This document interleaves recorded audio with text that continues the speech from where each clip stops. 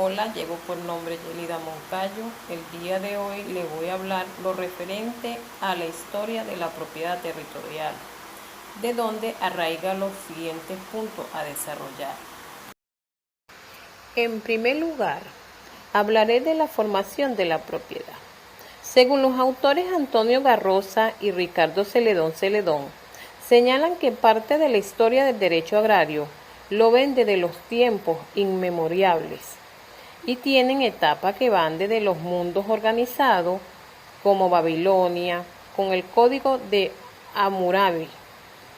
o el derecho de egipcio, el chino, el griego, en los cuales hay ideas sobre la manera de manejar conceptos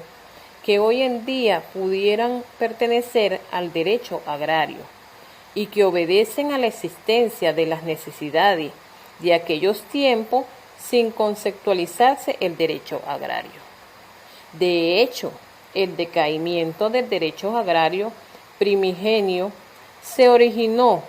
con la presencia de la codificación napoleónica del Código Civil de 1804, que tiene como aplicación máxima y la finalidad de establecer el derecho a la propiedad en visto como una forma de expresión de la libertad patrimonial, señalándose que la propiedad tiene un carácter ius naturalista, lo cual lo hace sagrado, inviolable, absoluto y fundamental, como lo señalan los autores anteriormente mencionados. Cabe señalar que desde los tiempos del derecho romano hasta nuestro día,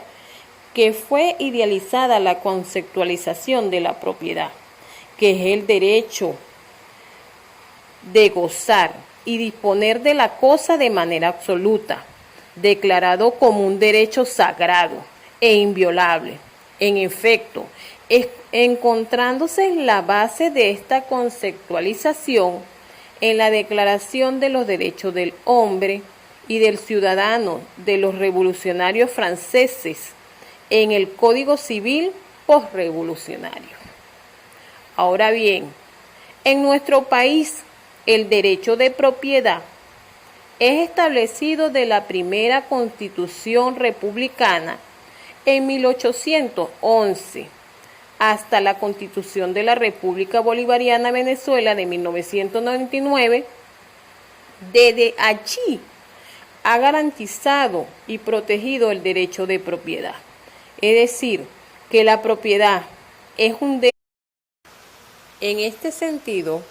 es pertinente resaltar que por causa de la evolución del concepto de propiedad, ahora el contenido del derecho agrario está conformado por las relaciones jurídicas referentes al uso y aprovechamiento del suelo, los bosques y las aguas. Entonces la propiedad agraria se refiere a la propiedad territorial que va enfocada a la propiedad superficial, vale decir, al derecho de propiedad sobre el suelo que se cultiva o se destina a la producción agroalimentaria. Por lo tanto, la propiedad no es un derecho ilimitado, como lo señalaban los romanos, sino que está condicionado al cumplimiento de una función social. En efecto, el propietario puede usar, gozar y disponer de la cosa de manera exclusiva, pero en el ejercicio de la facultad agraria debe actuar de modo que no impida el desarrollo de la colectividad, pues allí quedó establecido que la propiedad obliga y su uso debe ser al mismo tiempo un servicio prestado al interés general. En segundo lugar, el otro punto a explicar es lo relacionado al desarrollo del mercado de tierras en América Latina y en Venezuela. En Latinoamérica no existió un derecho agrario colonial, ya que realmente lo que se trajo de la metrópoli portuguesa y española fue exclusivamente norma del derecho civil, generalmente de los códigos civiles, con la característica de tratar el problema agrario con normas civiles aplicables a las relaciones de la vida del campo. Mientras tanto, hay que afirmar que los niveles de concentración y extranjerización de la tierra y de los recursos que se observa en la actualidad ha aumentado en forma notable, con referente a la realidad que se observaba en la década de los años 60 del siglo pasado, cuando se justificaba la necesidad de realizar reformas agrarias en forma generalizada en la región. Sin embargo, la distribución de la tierra en América Latina y el Caribe se caracteriza por sus enormes desigualdades, surgiendo en algunas regiones estructuras modernas, subsistiendo los grandes latifundios junto a grandes números de explotaciones pequeñas. Pues en las últimas 2 décadas se ha dado un proceso de concentración de la tenencia de la tierra mediante la expansión de la superficie de grandes empresas que arriendan tierra y en menor proporción y diferentes grados son propietarios. Por otro lado, en Venezuela en los años 1910 hasta finales de 1920 es de relevante importancia porque se descubre el primer yacimiento de petróleo para eso entonces. Todavía había un desarrollo de los cultivos café, cacao como principales generadores de ingresos a la nación, según lo señalado por el autor Martínez en el año 2006. Entonces, ese descubrimiento es el que abre las puertas a algunas empresas norteamericanas que ven el potencial que tiene el país venezolano. Pues este fenómeno incentivó que se cultivara en pequeñas áreas cultivos tales como maíz, trigo, yuca, frijoles, entre otros, para el consumo doméstico en tierras ocupadas temporalmente o en régimen de medianería.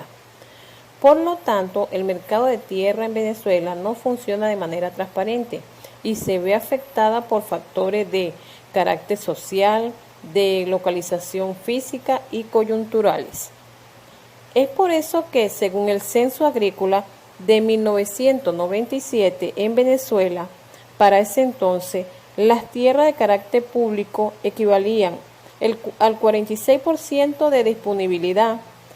que es de 31.278.153 hectáreas que están sujetas a un mercado imperfecto. De la misma manera, las tierras municipales no son enajenables, pues de acuerdo con la Ley Orgánica de Régimen Municipal,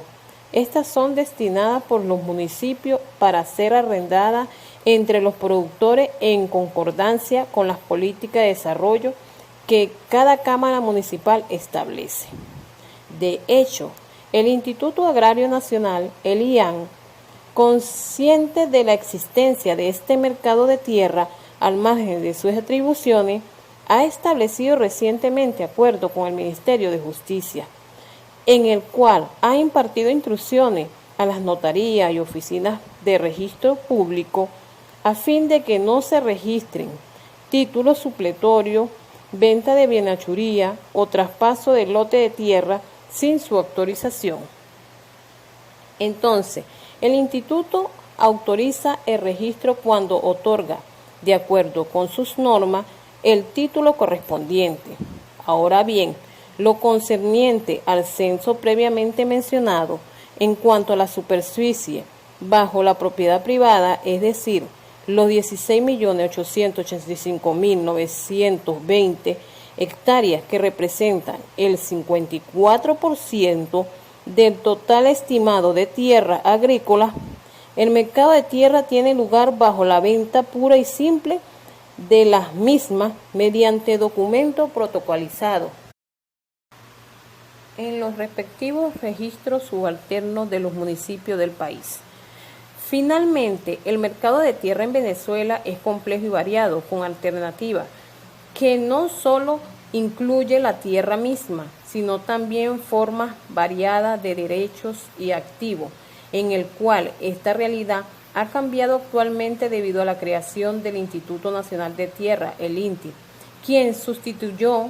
al Instituto Agrario Nacional, IAN, y la promulgación de la Ley de Tierra y Desarrollo Agrario.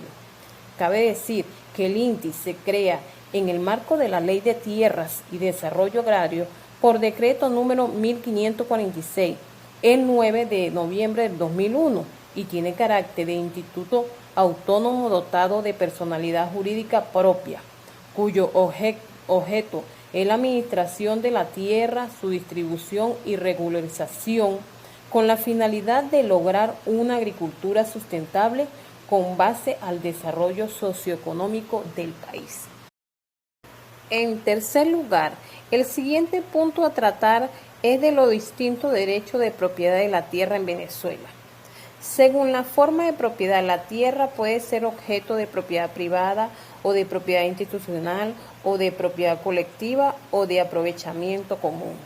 Mientras que el autor Combi en 1995 expresa que la propiedad no es ninguna la propiedad de tierra, sino la propiedad de un derecho sobre la tierra, pues para este autor la propiedad absoluta de la tierra no existe en ningún país. Por lo tanto, varias instituciones como es el Estado, la colectividad, las costumbres y las normas locales o regionales limitan siempre el contenido de la propiedad, en el cual existen varios derechos de distinto contenido sobre un determinado terreno. De lo previamente citado, se puede notar que el enfoque es institucional, en el cual se refiere a las distintas modalidades de reconocimiento de los derechos, ya sean administrativos o judiciales, es decir, por algún órgano del Estado, pero también por parte de las instituciones no estatales, costumbres vigentes en la comunidad o normas locales. Aunque es importante resaltar que los derechos de propiedad se adquieren y se transmiten a través de varios procesos: el otorgamiento por el Estado, la adquisición en el mercado y la transmisión intrafamiliar realizada a través de la sucesión. En cuarto lugar, abordaré lo referente a la enajenación y usurpación de tierras baldías. La enajenación es la acción de transmitir un derecho o un bien de una persona a otra, sea a título lucrativo u oneroso, es decir, es la transferencia del derecho real sobre un bien inmueble o un bien mueble, y quien enajena es el único titular. En Venezuela, luego de la independencia de 1811, se destacan dos principales programas de titularidad que fueron implantados a lo largo del siglo XIX, siendo el primero los haberes militares, que se transferían derechos de propiedad de tierra pública que pasaban a manos privadas, en el cual eran otorgados la titularidad por el reconocimiento a la participación de la Guerra de la Independencia. Consecutivamente, siendo el segundo programa de titularidad la enajenación de baldios, que permitían al Estado la regularización de la propiedad territorial de los ocupantes de tierras públicas. De lo expuesto se puede deducir que los títulos otorgados en 1811 fueron dados por el Libertador a todas las personas que participaron en la Guerra de la Independencia, siendo esos títulos de propiedad irrevocables. Por otro lado, consiste la prescripción, adquisición u ocupación en la adquisición de la propiedad por la posesión continua de la cosa, es decir, es un modo de adquirir la propiedad al pasar cierto tiempo, y tiene gran influencia en el nacimiento de este derecho, ya que se trata de un fenómeno jurídico invocado ante los tribunales, que posibilita a esa persona que posee un bien en un cierto tiempo determinado pase a ser finalmente su dueño, cumpliendo previamente con una serie de requisitos legales que varía según la prescripción adquisitiva que se trate. Por lo tanto, existen dos tipos de usurpación, siendo el primero la usurpación o prescripción ordinaria, que requiere de la buena fe del poseedor, justo títulos y los plazos que varían según la naturaleza del bien, siendo el segundo tipo de usucapión el extraordinario, que requiere de la buena fe del poseedor como del justo título y del requisito de la posesión, que es indispensable en los dos tipos de usucapión o prescripción. En efecto, la posesión supone la tenencia de una cosa por una persona o derecho como propio. Por tanto, el poseedor se comporta como un dueño de la cosa, actuando normalmente frente a la colectividad. Esto es todo. Muchas gracias por su atención.